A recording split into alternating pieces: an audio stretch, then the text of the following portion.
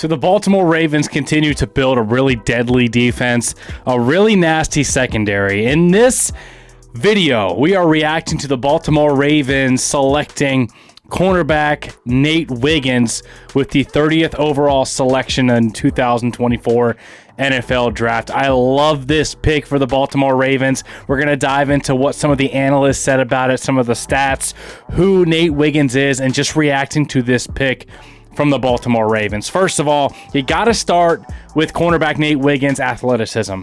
This is a guy that ran a 4.28 at the NFL Combine. 4.28 is absolutely absurd speed. We're talking about 99th percentile type of speed and athleticism out of Nate Wiggins. And when you start to think about the Baltimore Ravens secondary, and you think about a secondary room, a defensive back room that contains Marlon Humphrey, Brandon Stevens, Ardarius Washington, Kyle Hamilton, Marcus Williams, and now Nate Wiggins, it's a absolutely absurd secondary. This is a secondary that's going to be able to hold top flight passing offenses in check. This is not going to be a defense that's easy to throw the football on in this pass happy NFL league. And it's also a great long-term pick because we don't know how much longer we'll be able to keep Brandon Stevens, because Brandon Stevens is going into his final year of his contract. Marlon Humphrey has been injured a lot in recent years. I also found it really intriguing that his coach, Dabo Swinney, was texting Eric DeCosta in the middle of the draft saying, please take this guy. And Eric DeCosta ended up revealing that he had 8 phone calls from other teams looking to move up into the first round. And Eric DeCosta said, well, maybe, but if our guy's here, we're going to take him. And their guy was there. And that was absolutely solidified when the Ravens were on the clock all but for like 8 seconds whenever they immediately made that pick with Nate Wiggins. That was truly one of their guys. And that was also evidenced whenever defensive coordinator Zach Orr spoke to the media today, and Nate Wiggins spoke to the media as well. But Zach Orr said, you see how fast the pick was turned in. We feel like we got the best defensive player in the draft. And he said he's definitely the best cornerback in the draft. Now, and I know teams are going to talk highly about their guys, but to say that he was the top cornerback in this draft is not out of context. It's not out of question, because I want to read you this article, this little blurb real quick from Field Yates, who was doing his draft evaluation in January. Okay, so in January, ESPN Field Yates had Nate Wiggins as the highest ranked cornerback whenever he did his rankings.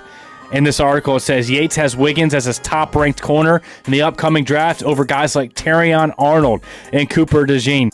The 6'2" Wiggins is a prototype cover corner combining blazing speed with a depth technique on the outside. And we absolutely needed another corner that can play on the outside and go against guys in our division like a Jamar Chase, like an Amari Cooper, like a George Pickens. And I absolutely love this pick. But he goes on to say, Wiggins dealt with some injuries this season, but still earned first-team All-CC honors. On the year, he had 29 tackles, 2 interceptions, and a pick 6.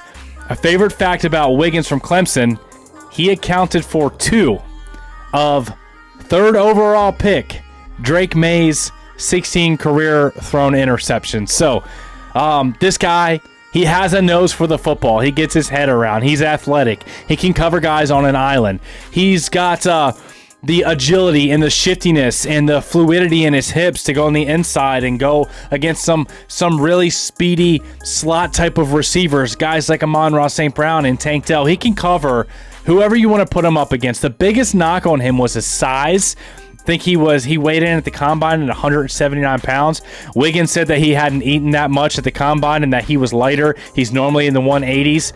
And Nate Wiggins also, he plays with tenacity. I was watching some film on Wiggins since we made this pick, and I saw multiple times where he came up and hit Xavier Legette and was physical with wide receiver Keon Coleman, Legette, and Johnny Wilson, who are all those big 6'2 to 6'7 wide receivers that had that size and the physicality. Nate Wiggins was going toe-to-toe with those type of guys who are going to be NFL wide receivers, and I think Nate Wiggins is going to be just fine on the weight and strength play aspect of his NFL development.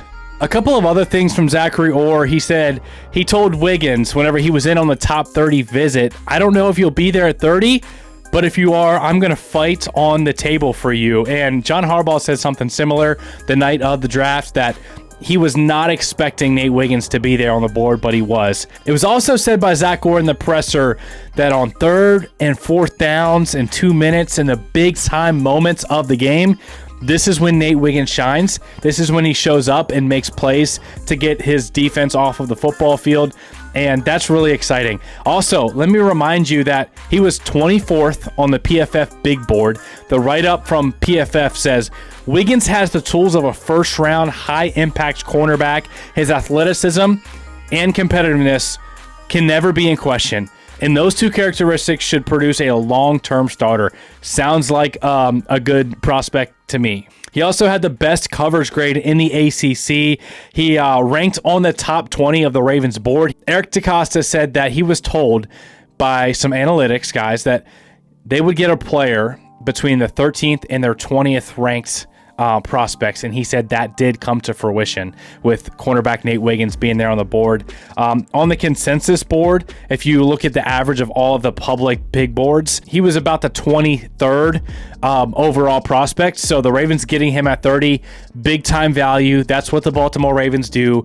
They get another young cornerback to throw into that room. The Ravens secondary now has 3 first-round picks that are going to be roaming those passing lanes from some of these NFL quarterbacks. I'm really excited for it. We now have Kyle Hamilton, first-round pick, Marlon Humphrey, first-round pick, and Nate Wiggins, first-round pick.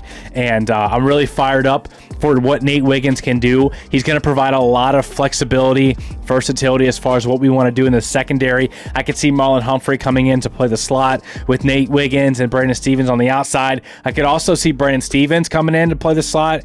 And Nate Wiggins, I think he's more of an outside corner, but he has shown the ability to play wherever in the secondary. So very excited about this pick. Let me know in the comments section below what you think about Nate Wiggins. And we're about to go ahead, and just about an hour here, we're going to be watching the 2nd and 3rd rounds of the NFL draft. There's a lot of guys on the board.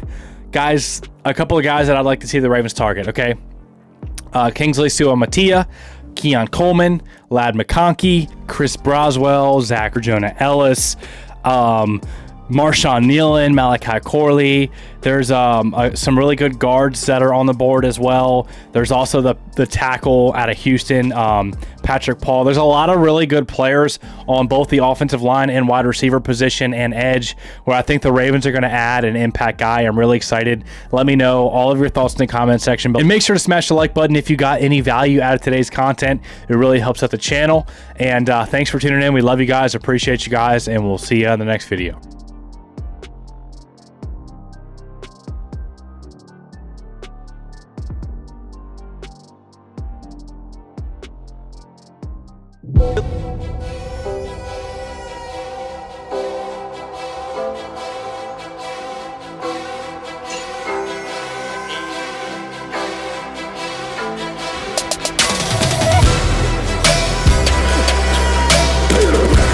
When he wasn't looking, he ran me over.